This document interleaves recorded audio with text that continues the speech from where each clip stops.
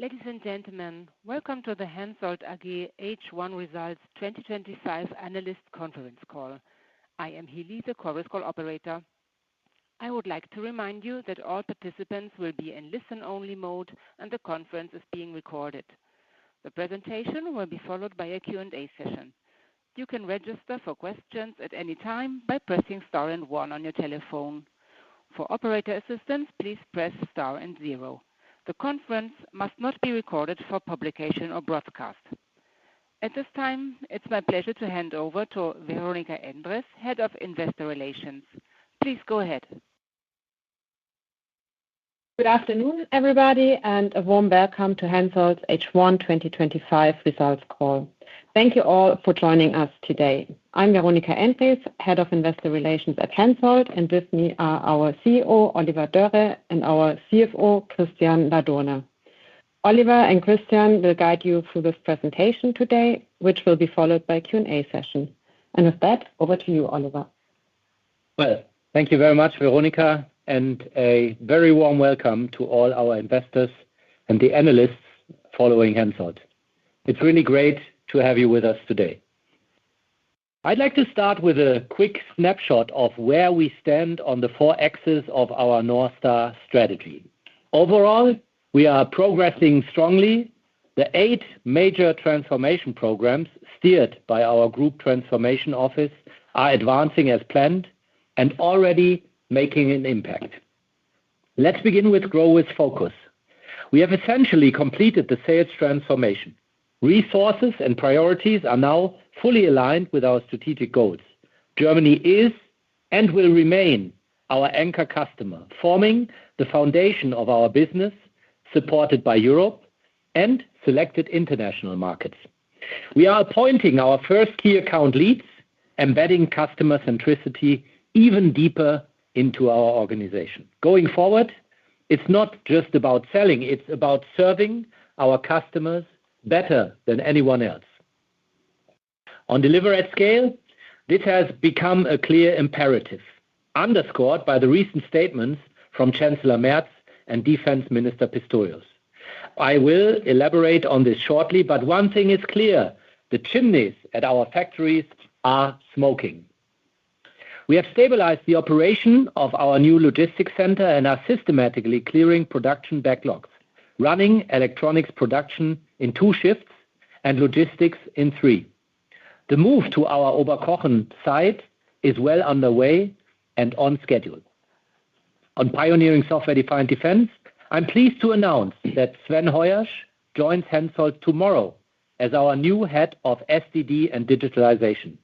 As a former German Air Force officer, Sven brings deep operational expertise that will significantly accelerate our progress here. Finally, on culture, which is crucial as we grow, I left our recent leadership team meeting inspired and proud. Among our top 80 leaders, there's a strong shared determination to take Hensoldt to the next level together. Turning to the geopolitical landscape, the NATO summit in June reaffirmed what we expected. Despite doubts earlier this year, the alliance is united and determined. There is a broad consensus that defense spending must reach 3.5% of GDP, and NATO is clearly preparing for the possibility of conflict with a peer adversary. From where I stand, it's evident that Germany is stepping into its role as the frontrunner of NATO's European pillar, with far-reaching implications. The sharp increase in Germany's defense budget will set procurement benchmarks for Europe and drive a de facto consolidation in our industry. With our deep roots in Germany and unmatched customer intimacy, Hensoldt is ideally positioned to play a central role in this development.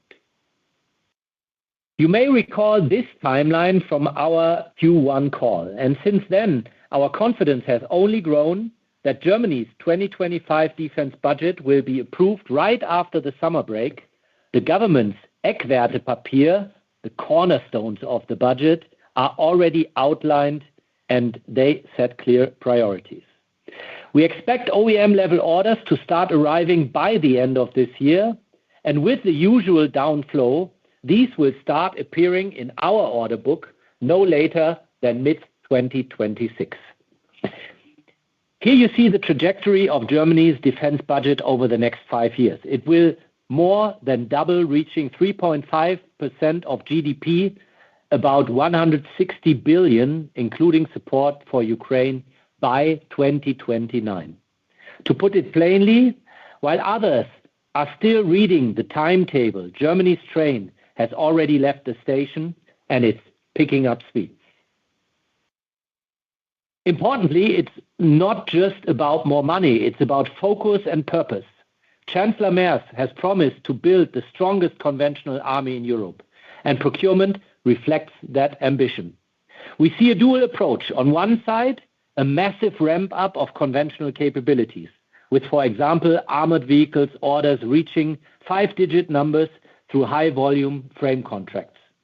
On the other, increasing investment in technological sovereignty, with significant R&D spent on advanced capabilities. As a high-tech solution provider, Hensoldt is perfectly positioned to benefit from both trends. Looking at our order intake in H1 2025, Eurofighter and TRML-4D once again drove sales to a strong 1.5 billion, lifting our order backlog to a record of 7 billion euro. We are particularly proud that Ukraine will soon receive an enhanced TRML-4D capable of detecting enemy artillery and mortar sites, proof of how our software-driven products can deliver new functionality rapidly. The outlook for the second half of the year remains bright, and we see the strong momentum continuing for the rest of 2025 with a series of key orders on the horizon. We expect major contracts across air defense radars, Eurofighter programs, ground-based systems, and sustainment projects like the German P-8 Poseidon. Notably, we anticipate orders exceeding 500 million euro for optronics and self-protection systems for platforms such as the new reconnaissance vehicle Corsac, Leopard 2 tank, and Boxer RCT-30. Our radars continue to sell exceptionally well, with additional orders for TRML-4D and Spexer coming up. New projects for the Eurofighter and Algeria's border surveillance will further contribute significantly. Finally, a quick outlook at how we are ramping up capacity.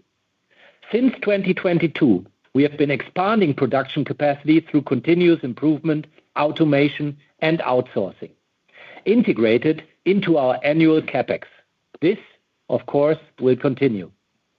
Our new logistics center and the Oberkochen move are transformative, laying the foundation for scale, efficiency, and profitability. Thanks to these initiatives, we have sufficient capacity for the next 2 to 3 years. But with the German defense budget rising and visibility on future orders improving, we are preparing a step change in our operations, fundamentally transforming our industrial system to ensure scalability, resilience, and customer service excellence. And with this view, what lies ahead, I'll now hand over to Christian for a closer look at the numbers, and thank you very much. Yeah, thank you very much, Oliver. And I'm now happy to provide you with our financials for the first half of 2025. Once again, we achieved a solid top-line performance in the first 6 months. Order intake developed as planned, with orders totaling 1.4 billion euro. Oliver has already elaborated on the main drivers. Group revenue increased by 11% to 944 million euro and was driven by sustained strong momentum of our optronics business. Revenues in the sensor segment were solid, despite anticipated slower start caused by the ramp-up of the new logistics center, particularly in Q1. The level of pass-through revenue further declined, in line with our expectations. Excluding pass-through, our core revenue grew strongly by 14%. With a book-to-bill of 1.5 times, our order backlog reached a new record level, exceeding 7 billion euro for the first time, providing us with an excellent visibility. The bottom line met our expectations too. Adjusted EBITDA increased to 107 million euro with an adjusted EBITDA margin of 11.3%. The development was driven by product mix effects as well as the ramp-up of our new logistics center, which led to a temporary lower productivity within the Sensors segment. These impacts on margin from the logistical ramp-up have eased in Q2 and will further dilute as the year progresses. In addition, we are seeing the realization of cost and revenue synergies from the ESG acquisition, which are beginning to contribute to our operational performance. Adjusted EBIT was impacted similarly by these effects, amounting to 49 million euro in H1 2025. Cash flow followed our usual seasonal profile with an adjusted free cash flow of minus 181 million euro. The development was driven by investments in our working capital to manage the planned business volume in the second half of the year. To conclude, our bottom line performed in line with our expectations and is set to gain further momentum as the year progresses. Let's now have a look at our segments. In the Sensors segment, we achieved a solid order intake of nearly 1.3 billion euro, on par with previous year's high comparison base. This corresponds to a book-to-bill of 1.5 times. Revenue in the Sensors segment increased to 817 million euros. Despite the slower start in our radar production, revenue performance was solid and in line with our expectations. Excluding the declining share of parcel revenue, Sensors core revenue increased by 13%. Adjusted EBITDA in Sensors amounted to 105 million euro. Besides product mix effects, the margin development reflected the lower productivity in the Sensors segment due to the ramp-up of the logistics center. As mentioned, the temporary effects from the logistics ramp-up are expected to further dilute during this year. Optronics achieved a strong order intake with orders summing up to 164 million euro. This was primarily driven by sights for ground-based systems as well as self-protection systems. Revenue performance in Optronics was excellent, continuing the momentum from the previous quarters. This was boosted by the sustained strong performance of the German entity, which realized revenue growth of 28% in H1. Main driver was accelerated production in ground-based systems. As shown in light green on the slide, the South African entity achieved modest growth in order intake. Revenue development, however, continued to reflect the effects from the ongoing technology change and strategic realignment. In terms of margins, Optronics continued to show a strong improvement compared to prior year. This was driven by high volumes in the German units, supported by lower OpEx. Also, the South African business was still impacted by lower volumes. The action plan we have implemented continued to show results. Overall, Optronics realized an adjusted EBITDA of 1 million euros. As announced last week, Hensoldt has now successfully issued its promissory note loan. By replacing the previous bridge facility, we have reached the final milestone in establishing our long-term financing strategy. With the placement, we took advantage of the new funding channels unlocked by our recent refinancing. And the result speaks for itself. The significantly oversubscribed placement attracted a broad base of investors, and we secured 300 million euro at the lower end of the pricing range. With our comprehensive refinancing now complete, we have significantly strengthened our capital structure, gaining higher financial flexibility, reducing costs, and achieving greater independence through a diversified debt profile. At the same time, we remain committed to our disciplined deleveraging path, confirming a leverage of around 1.5 times for this year. With this solid financial framework in place, let me now come to our guidance for the fiscal year 2025. First and foremost, we are fully on track to achieve our 2025 targets and hereby reaffirm the guidance we published in February. We continue to anticipate strong order intake in 2025 with a book-to-bill ratio of approximately 1.2 times. As Oliver highlighted earlier, we expect strong additional demand driven by the increased defense budget. While we currently foresee most of these orders being placed in 2026 or beyond, there is potential for some contracts to award it earlier, which could provide further tailwind to order intake and book-to-bill ratio. However, as of today, there are still uncertainties around the order flow and exact timing. We expect to gain more clarity on these issues after the German budget is approved in September, followed shortly by parliamentary approvals for defense procurement projects. As outlined in February, we expect revenue in a corridor between 2.5 and 2.6 billion euro. That said, the rollout of our two transformation programs, the new logistics center on the one hand and the new site Oberkochen on the other, may temporarily slightly moderate the pace of growth, resulting in revenue being towards the lower end of our guidance range. These initiatives are strategic investments in our long-term competitiveness and operational efficiency. While they may slightly impact short-term top-line performance, they are key to drive sustainable growth over time. We forecast an adjusted EBITDA margin of around 18%, and for our free cash flow, we expect continued strong performance, with a cash conversion target approximately 50 to 60%. Net leverage is expected to remain stable to around 1.5 times, reflecting our mentioned disciplined financial management. Finally, our dividend payout ratio will continue to be in the range of 30 to 40% of adjusted net income, and in line with our commitment to shareholder returns. Coming to a conclusion, let me mention the following key takeaways.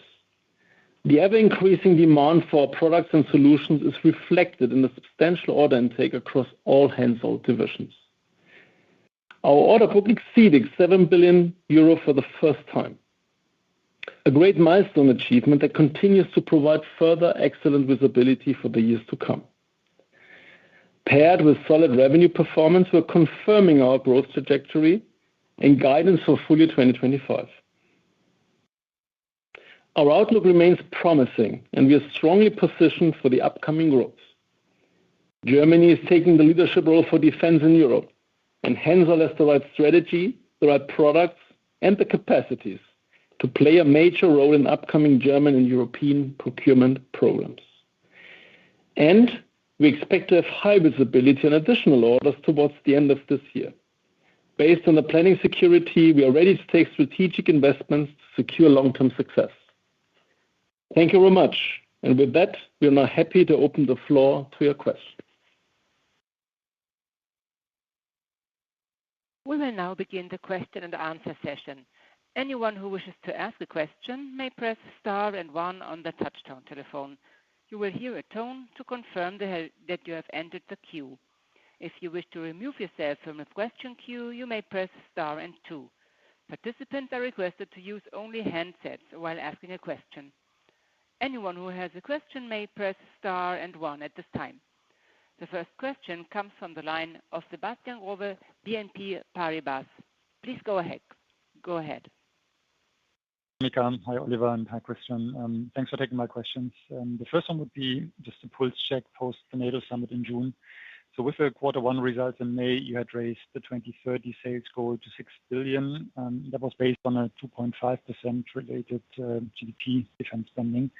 So in the meantime, as you also mentioned yourself, apparently we had NATO agreeing upon 3.5%. We had Germany forging ahead with a 3.5 by 29 already. And also your pipeline, for instance, for the TRML 4D radars keeps swelling every quarter. So how might the recent changes impact your business and midterm planning, if we could start that, please?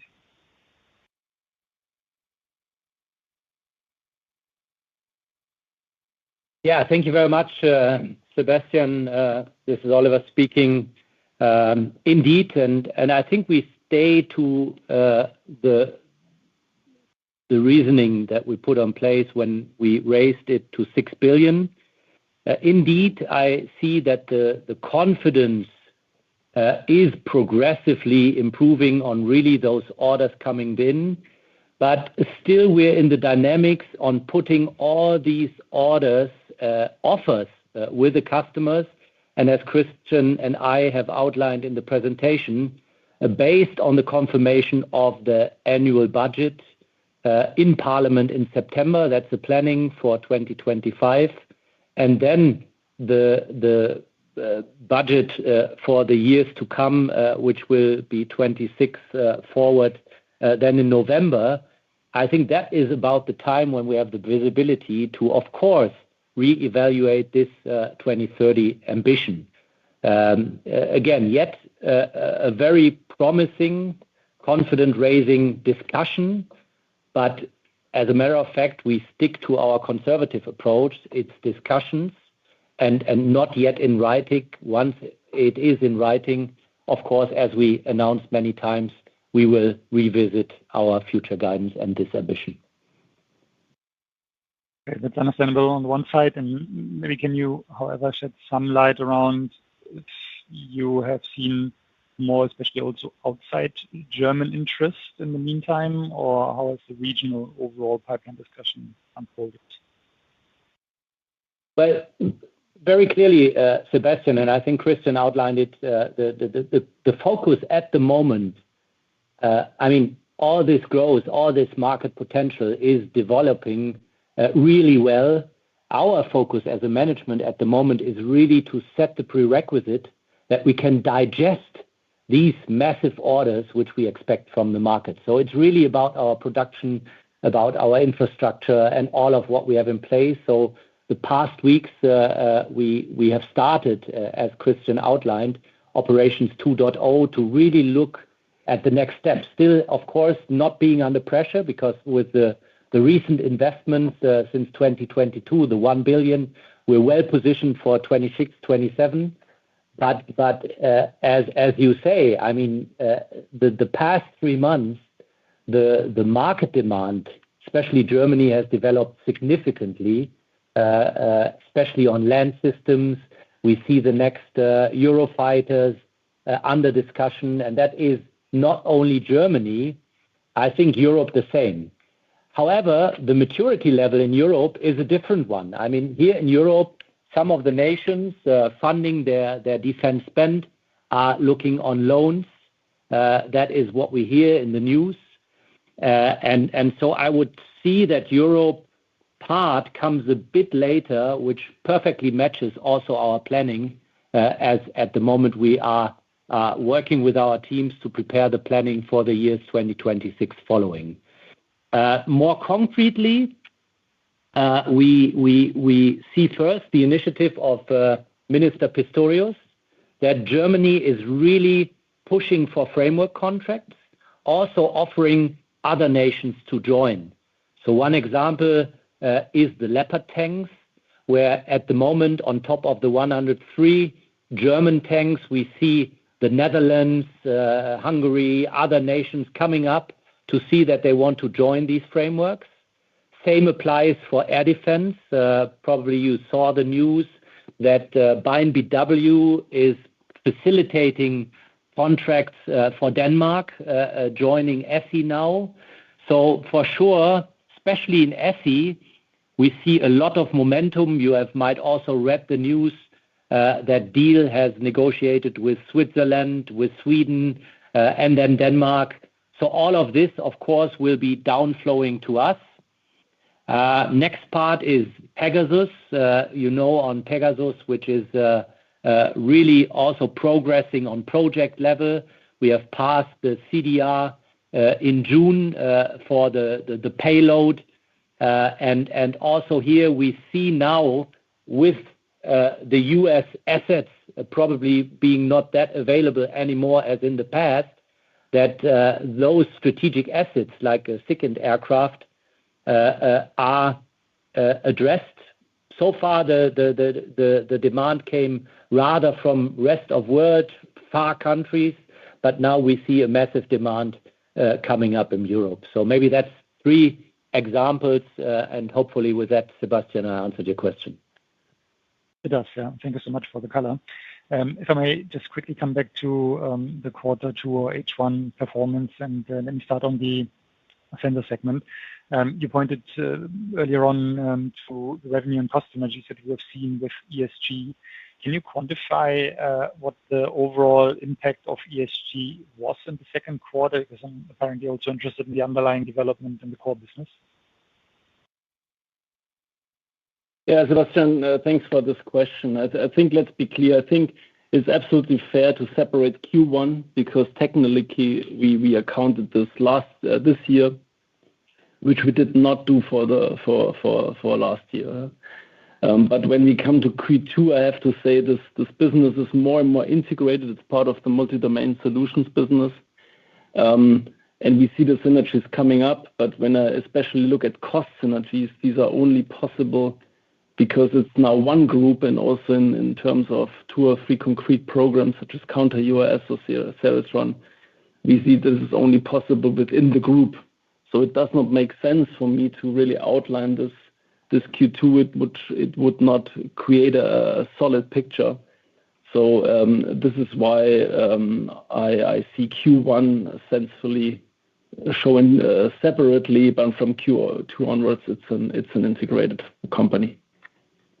I would even add, I mean, part of the post-merger integration and really the successful work we have done with the team, we also moved some business units and so on. So it is hard to identify the ESG structures as part of our Hensoldt 2.0 that we started January this year. I think we would compare apples and pears if we look back into the past structures. Okay, gotcha. And the last question for me is just quickly around the optronics business in here, the South African entity. So I appreciate it's a relatively small business per se, but nonetheless, we have seen orders indeed inflecting quite a bit. I think first half has been around 2 times book-to-bill. So my question is simply, when will we really see then also the revenue bit accelerating? And if you could also shed some light around what you expect in terms of the profitability, i.e., when it's swinging back to profit, and could we also think of this business becoming a double-digit EBITDA margin business over time? Yeah, Sebastian, my view on that, let's be careful on that. I think we have outlined that we are carefully rethinking strategic options, and they were also in the press. So this is why I'm currently a little bit hesitating to give more details on that. I think the increase in orders was a good sign, but how it then will reflect in revenues and profitability, let's see. So I'm a little bit hesitating on that to provide more details, I have to say. Okay, I go back to you. Thank you both. We now have a question from the line of Aymeric Poulain from Kepler Cheuvreux. Please go ahead. Thank you. Good afternoon, everybody. The question is a follow-up on the ESG contribution. So now you don't report it anymore, but could you give us an idea of how advanced you are in terms of extracting the cost synergies that you were earmarking when you made that acquisition? And indeed, just to get a feel for the outlook of the RDT&E market that it serves, is it the same as it was before the acquisition, or has it been enhanced by the market size that obviously will be a lot bigger? So that would be the first question. And secondly, you mentioned the opportunity and the size of potential investment that you need to do, be it in working capital or capex for capacity and potentially also M&A. So how do you plan to fund it? Do you expect more advance payment from the German government, or will it have to come from the cash flow of the group?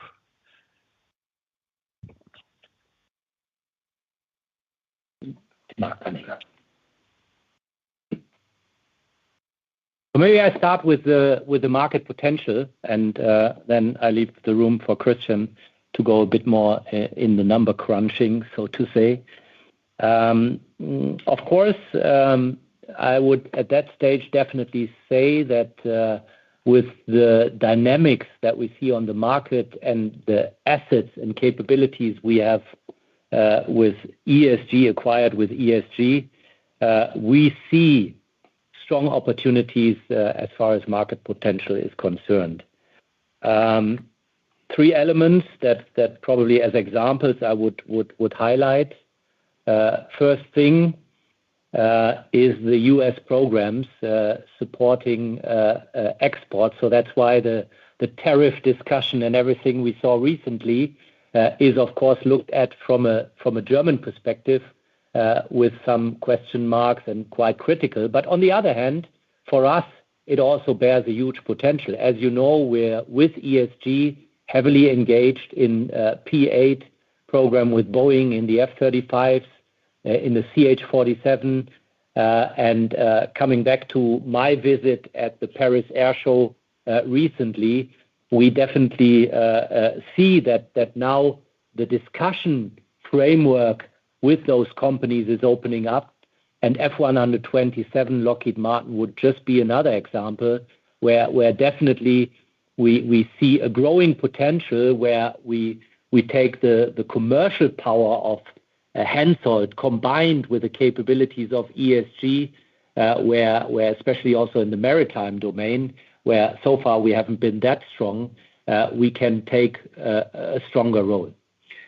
Second thing is, of course, the idea solutions, which is around our pioneering software-defined defense approach, where also we see a couple of initiatives now under the new procurement plans of Germany, where ESG, I would say, is the perfect lead within the Hensoldt organization, combining our products with third-party products. And that is, for example, in the recent cooperation we have started with Quantum, where ESG is now the point of contact of bringing, Quantum UAV solutions, Mosaic, their AI stack, together with the solutions we have in Hensoldt. And that is the way of business that ESG has been used to, which we can now significantly leverage on. And the last part is probably very fresh, but it's the element of logistics. As you know, also in Q1, we had reported the Zebel contract, our support to the German logistics system, as we're discussing a return to conscripts and looking at the scarcity of personnel in the German armed forces. We see a growing discussion on how industry could step in and give logistical support, IT support, in kind of shared approaches to the customer.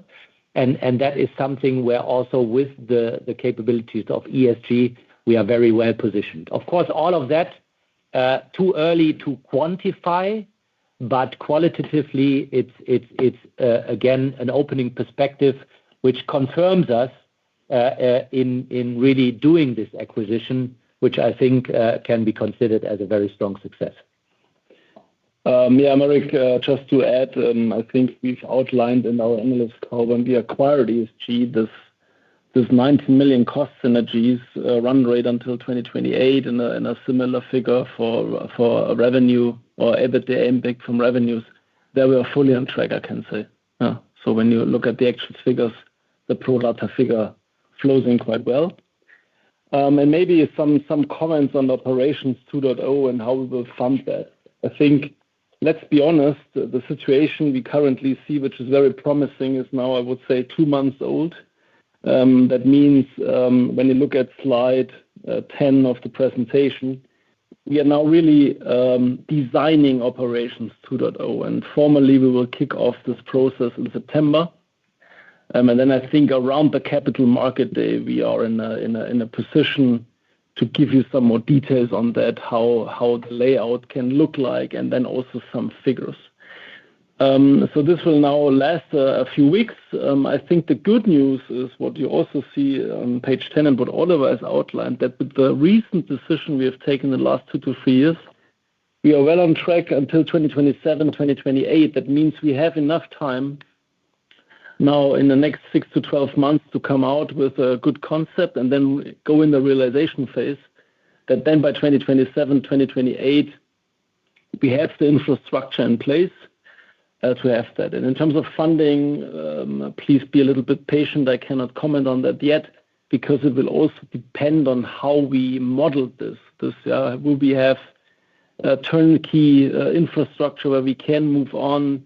Will there be investors which are currently asking us to work with us together who fund the infrastructure, and we only go in with our technology? Then it will be rather different than funding it all on our own. But nevertheless, let's be clear, around the capital market day, there will be some more details also around funding.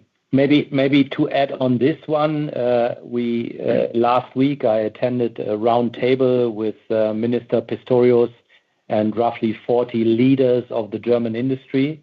That was along the signing of the new planning and procurement acceleration law through the German cabinet.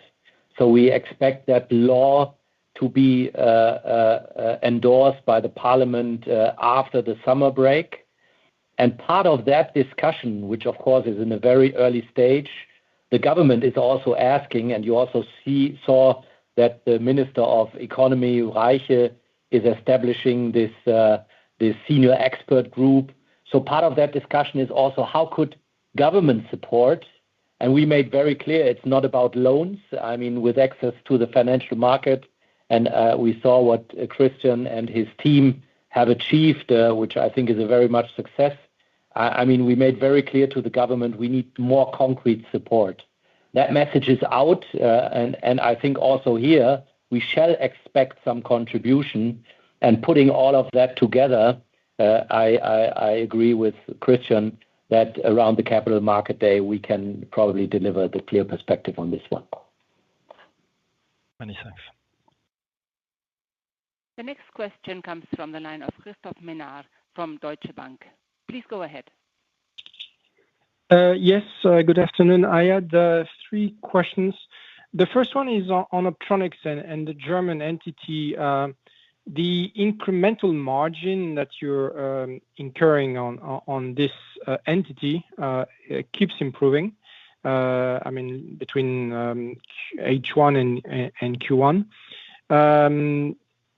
I just wanted to understand what, I mean, if we forget about South Africa at the moment, when you think we're going to have a good idea of where the margin could stabilize on that? Because I think you guided us to a progressive recovery in margin in Optronics, but it seems to me that there is a pretty good improvement quarter on quarter. That's the first question. The second was on free cash performance. In the number you've reported, which was down year on year, is there anything that is related to some inventory buildup ahead of the logistics center moves, so that we better understand the swings? And the last question is kind of more broader and general. You mentioned at the very beginning of the presentation, the new sales and business development team that has been put in place. I was wondering, what is their mandate? I mean, is it chasing export contracts? It seems, I mean, you always need sales, but it seems that at the moment, order intake will not be an issue for the future. So I was wondering about what was their mandate within the organization for the coming years. Thank you.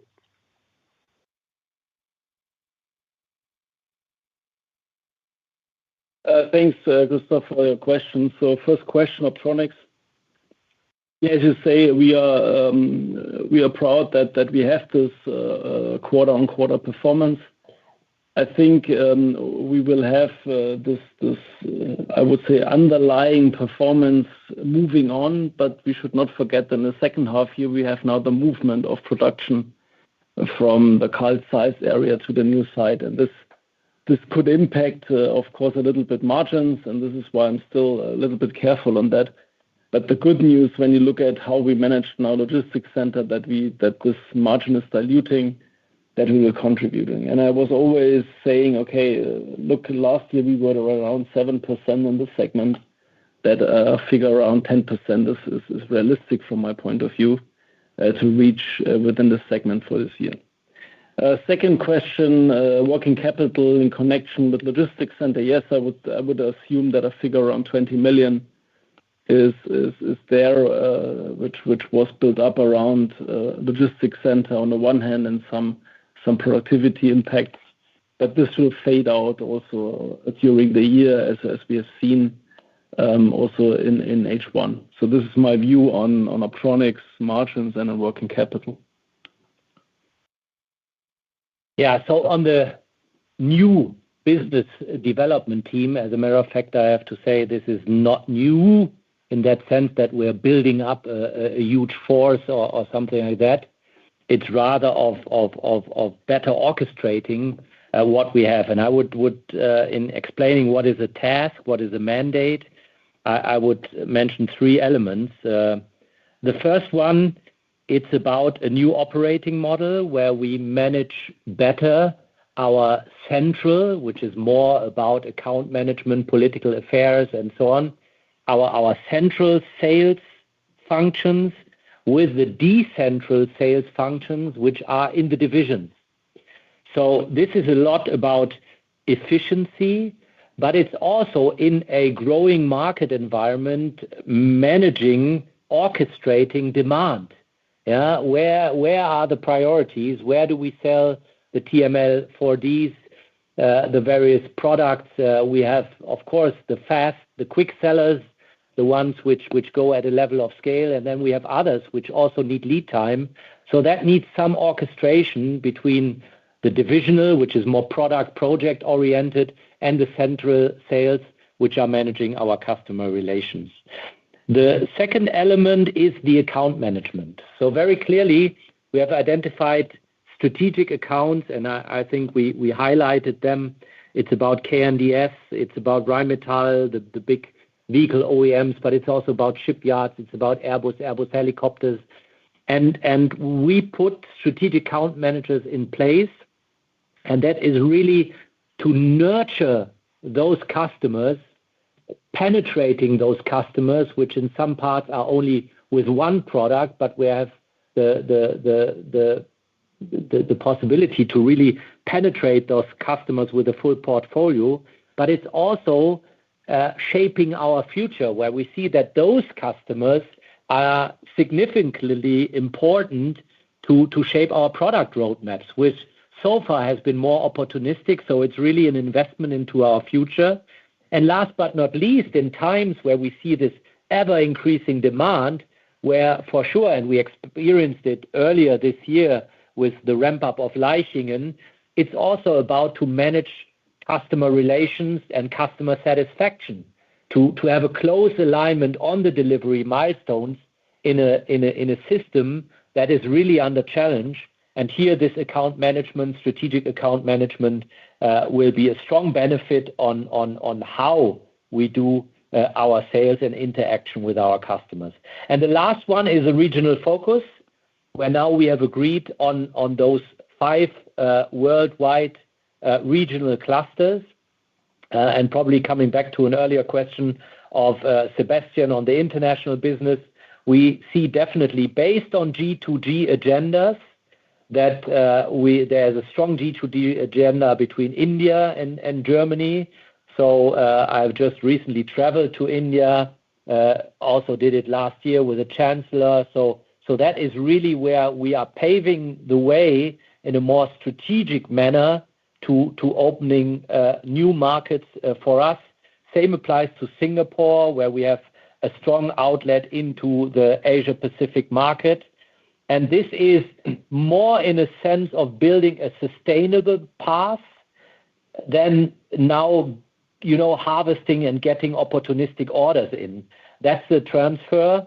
And I think that is really about now with the peak that we are expecting to happen in Germany and Europe, that also with the industrial setup that we are building up, that we can sustain this growth, then with complementing orders coming in internationally. And that's what our sales transformation is about. Thank you very much. Very, very comprehensive there. Yeah. We now have a question coming from David Perry from JP Morgan. Please go ahead. Yes. Hello. Good afternoon, Oliver and Christian. Thanks for taking the questions. 3, please, as well. So sitting here in London, we keep seeing these incredible stories on Bloomberg and Reuters about the number of armored vehicles Germany is going to buy. And I know it's not locked down in law yet, but I think 2 nights ago it was 3,000 Boxers and 3,500 from Patria, etc. Can I just check, on these German vehicles, will you always do the periscope, or are you going to have to compete with someone else? That was the first question. The second one is, if it's always Hensoldt, and I know you've asked us to be patient about slide 10, which is a very good slide. But does slide 10 mean that middle bit, new site Oberkochen? Do you need a second Oberkochen to do this? Would be a related question. And then my third one is just TRML continuing to win orders, the Ukraine one. I think you've talked about going to up to 30 units in 27, but any thoughts about potentially how many you could build there after 27 on an annual rate?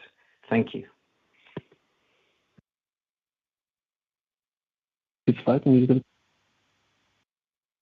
David. Thanks for a question. Yeah.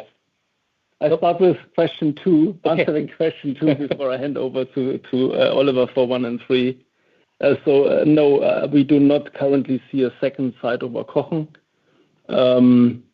We are just finishing the first, and then we will see. So again, here I think around the capital market day is the right moment to put more figures on the table. But nevertheless, there are 1, 2, 3, 4 ideas already there. But let's see. But I do not think that a second Oberkochen in this size and magnitude will be needed, and also in terms of resilience might be adequate. So here we will go other ways from my perspective. Okay. Of course, David, now going into all these vehicles, we could spend the afternoon talking about it, but at least I will try to give a shed of light on what is happening. Indeed, we need differentiation. I mean, the 8,500, so that's talking about 5,000 Boxers and 3,500 from Patria, plus 1,000 Leopards, which are in the room. On top, we have the Torsak and all of that. I think for each and every project, and that's part of also why we cannot tell you at that stage what is the future ambition, the guidance, and all of that, because that is what we're still sorting out with the OEMs. What is clear, and that's where we have quite a clear perspective, is that for the Puma and the Leopard, we do the weapon sights and the periscopes. And that is clear, that is under negotiation, so that's kind of set. I mean, despite that there is competition on the market with Elbit, for example, Israel, also with Thales, but Thales UK rather on these ones. I mean, that's really an integral part of the systems, and in that regard, I think we don't have any risk related to those orders. The second element is now the new wheel-based infantry fighting vehicle, the Boxer, or they call it RCT-30. In the past, it was called the PUBO. Comes from the Puma and the Boxer, because they would put the Puma turret on the Boxer vehicle. Also here, I think, as we take the turret from the Puma, our weapon sight as well as the periscopes are definitely set. So that is the strong part. Corsac, I think we have mentioned that. That's a new reconnaissance vehicle where we also see a massive discussion on additional quantities. That is a fully new one where also Hensoldt is now stepping up into bringing all those sensors together. And probably that's a growth area for us in this vehicle market as we go forward, because so far the sensors within the vehicle have been designed for a specific function and purpose. There is hardly any integration on the vehicle between the various sites. And as you can imagine, bringing a good order of battle, a good situational awareness, it would be great if we could combine all those sensors together. And that's actually what we're doing with the Corsac at the moment with our Ceretron software. And the big opportunity is once that is done, given the fact that with several sensors we are across those platforms, we can then augment, and that is a good example for the software-defined defense approach, a communication platform, the C2 computers in those platforms could host that additional software where we could connect those various sensors together. And that's the growing part. And then you have many other smaller vehicles where we see, like, for example, the remotely controlled howitzer, the vehicle howitzer, where we put driver sides, where we can put see-through armored systems, a new 360 degrees. And all of this is upsell potential across. But again, yet it's across those various vehicle types, a very different maturity of the discussions we are having. If you see the Boxer, the Puma, Leopard, where we have a full visibility, but for all those others, partially we're also in competition, of course. But I would definitely say in Germany we have a unique positioning as the national sensor house. That's very clear. And just the last one was the TRML opportunities longer term, please. Yeah. So again, I mean, that's part of the discussion that Christian was referring to. For sure, at the moment, ESSI is really lifting up. And I think in some of the previous calls, I told you about a 2 billion potential selling those TRML 4Ds across Europe, which is maturing. Germany, looking what we have under contract so far, we have the discussion. And if we look only at Germany, talking as a former air defender, of course not being the military responsible, but I would see a potential between 40 and 60 radars to cover full Germany with air defense. However, this demand is not yet clearly in writing on the table. If we look at what is on the table, I think we're well positioned with what we did with Leiching, with the incremental improvement, with an annual capacity of up to 30, which is absolutely not only feasible, but which is clearly in the planning with what we have set up. And part of the Operations 2.0 that Christian is referring, of course, we look at what would it need in the sense of augmenting existing capabilities, but also building, extending our TRML 4D production, probably in synergies with other elements. And last but not least, what we as Hensoldt see as a business potential for the future, doing build to print for radars of Lockheed Martin, we are doing that for ELTA today. We could also consider going into partnerships with other industry and have them build or at least finally assemble our TRML 4Ds. So we have a broad spectrum of possibilities. We, I would say, have a good visibility on the quality of demand, which is progressively increasing, but yet we are not sure on the exact quantities. Once this is clear, we will tear one of the other scenarios that I've outlined. Very clear. Thanks. And look forward to seeing you at the CMD. We too. Ladies and gentlemen, that was the last question. I would now like to turn the conference back over to Veronika Endres for any closing remarks. Thank you all for listening today. And as always, should you have any further questions, the IR team is around all day to follow up. With that, have a great day. Thank you and goodbye.